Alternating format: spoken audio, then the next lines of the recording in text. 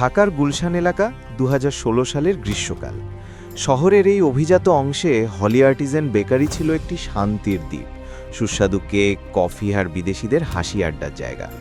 রাহাত, একজন তরুণ গোয়েন্দা অফিসার, তার ডেস্কে বসে সোশ্যাল মিডিয়া স্ক্রিন করছিল।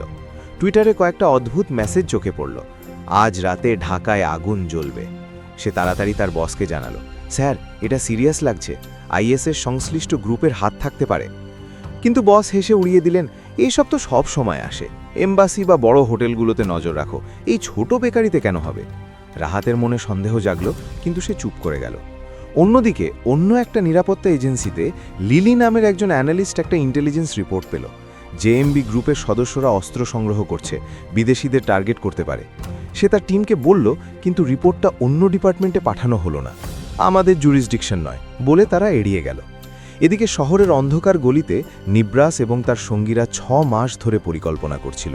তারা জানত নিরাপত্তা সংস্থাগুলোর মধ্যে সমন্বয়ের অভাব, একটা এজেন্সি যা জানে অন্যটা জানে না। ১ জুলাই রাতে তারা হামলা চালালো, বেকারিতে ঢুকে অস্ত্র চালালো, ২২ জন নিহত হলো, বেশিরভাগ বিদেশি। পুলিশ এসে অপারেশন চালালো, কিন্তু একজন হস্টেজকে ভুল করে গানম্যান ভেবে মেরে ফেলল।